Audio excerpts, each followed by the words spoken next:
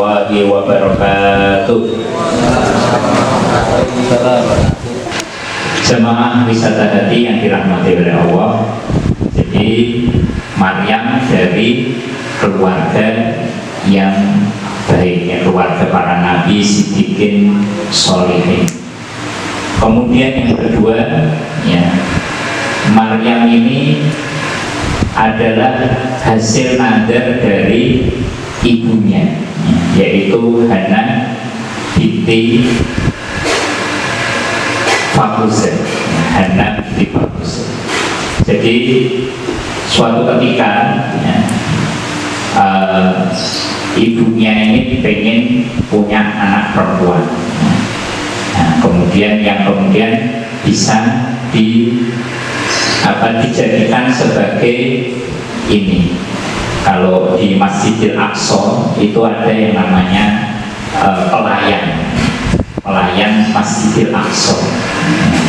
Nah, selama ini itu kemudian kalau di Masjidil Haram kan ada pelayan. Nah, ketika kemudian ia bernadar bahwa nanti anaknya akan dijadikan sebagai pelayan untuk Masjidil Aqsa, maka kemudian ia bernadar dan lahirlah kemudian Maryam.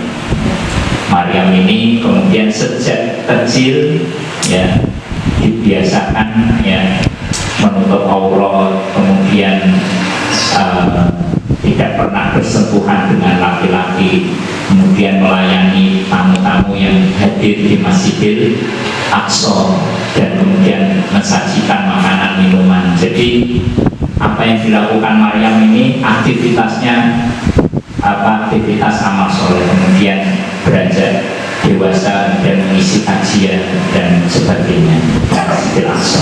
Saat itu tentu Masjidil Aqsa belum seperti sekarang, yang sekarang dalam genggaman Israel. Kita mau ke sana itu wah sulitnya, masya Allah, ya, harus kemudian atas izin Israel. Jadi Masjidil Aqsa ini kemudian tidak lagi berada di bawah daulah Islam, tetapi sudah kemudian berada dalam Israel. Jadi kalau pada Masjidil Aqsa adalah masjid, ya, tempat ibadah umat muslim. Tapi untuk bisa masuk ke sana itu harus seizin Israel, yang seperti negara Yahudi. Maka insya Allah, ya, nanti ketika menjelang kiamat Masjidil Aqsa ini akan dibebaskan, dan semoga kita termasuk, ya, bagian dari umat yang motivasi. Amin. Ya, baik. Nah, jamaah wisata yang dirahmati oleh Allah, lantas apa yang membuat istimewanya Maryam adalah, ya, ketika kemudian turun surat Maryam, ya, di ayat 1 sampai ayat ke 10 menceritakan tentang Nabi Zakaria yang kemudian usia 85 tahun ini belum punya keturunan, kemudian istrinya, ya, sudah di atas 80, kan secara logika manusia ini nggak mungkin bisa melahirkan atau istilahnya mandul. Tapi kemudian Nabi Zakaria berdoa untuk kemudian bisa punya keturunan yang kemudian yarisuni wa yarisuni Yaqub waj'alhu rabbi radiyah, yang kemudian diridhoi oleh Allah. Nah, akhirnya di usia istrinya ke-83 kemudian lahirlah Nabi Yahya. Nah, itu ayat 1 sampai 10. Kemudian di ayat ke-16 dalam surat Maryam kita baca, A'udzu billahi minasy syaithanir rajim. Bismillahirrahmanirrahim. Wadkur fil kitabi Maryam idin tabadat min ahliha makanan syarqiyya fattakhadat min dunihim hijaba fa arsalna ilaiha ruhana fatamassala laha basharan sawiyya qalat inni a'udzu birrahmani minka in kunta taqiyya qala innama ana rasulu rabbik li'ahaba laki gulaman zakiyya qalat anna yakunu li ghulamun wa lam yamsasni basharun wa lam aku baghiyya qala kadzalik qala rabbuki huwa alayya hayyin wa linaj'alahu ayatan linnasi wa rahmatan minna wa kana amran maqdiyya fahamalathu fantabatat bihi makanan qasiyya فأجاءها المخاض إلى جذع النخلة قالت يا ليتني مت قبل هذا وكنت نسيا منسيا فناداها من تحتها ألا تحزني قد جعل ربك تحتك سريا وهزي إليك بجذع النخلة تساقط عليك رطبا جنيا.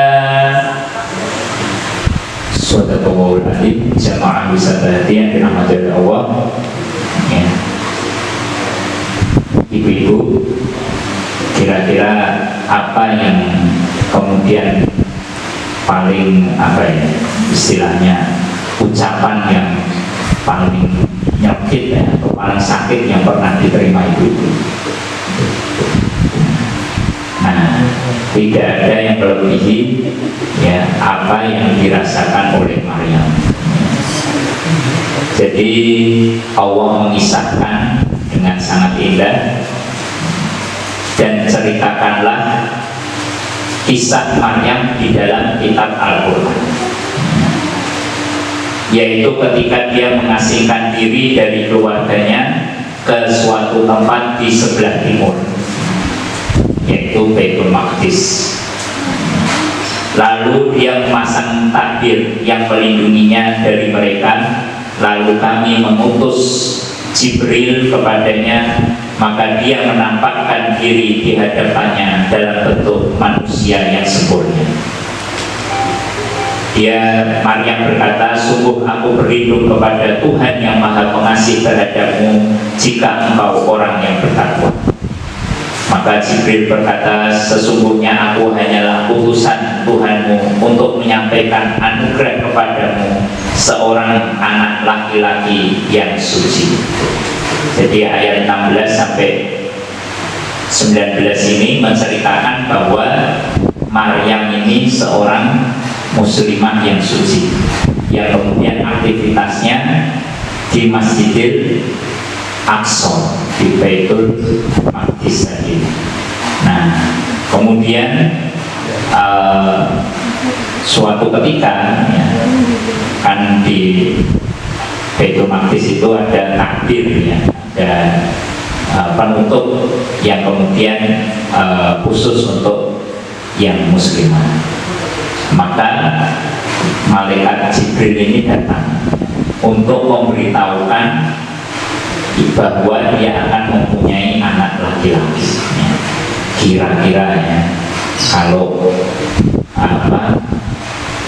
ada kabar ya anak kita perempuan, kemudian kabari kita belum nikah, dan kemudian dikabari bahwa akan punya anak laki-laki, bagaimana? Orang tua itu kan kaget ya. Ini siapa yang kemudian menghamili ini? Atau kemudian siapa yang harus bertanggung jawab ini?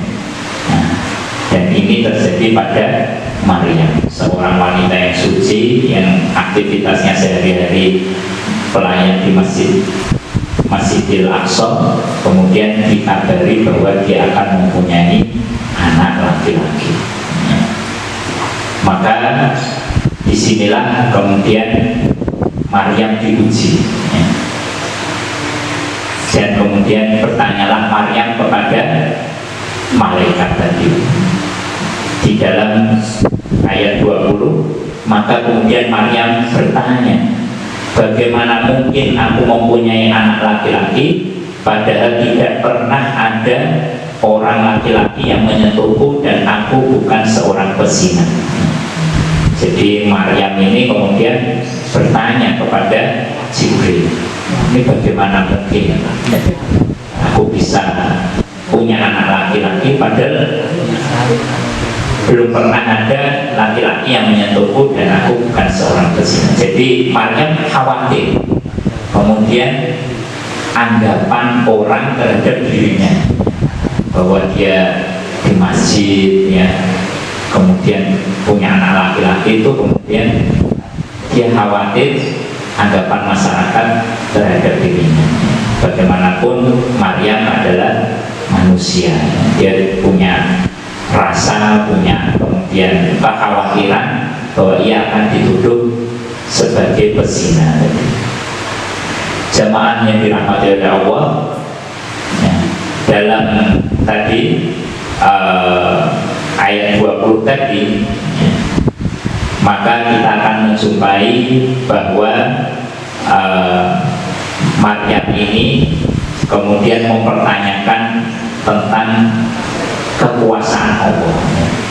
Bagaimana kemudian Allah ketika sudah berkuasa, ya, ia mampu melahirkan ya, anak tanpa kemudian tersentuh ya. Maka kemudian Jibril meyakinkan kepada Maryam tadi.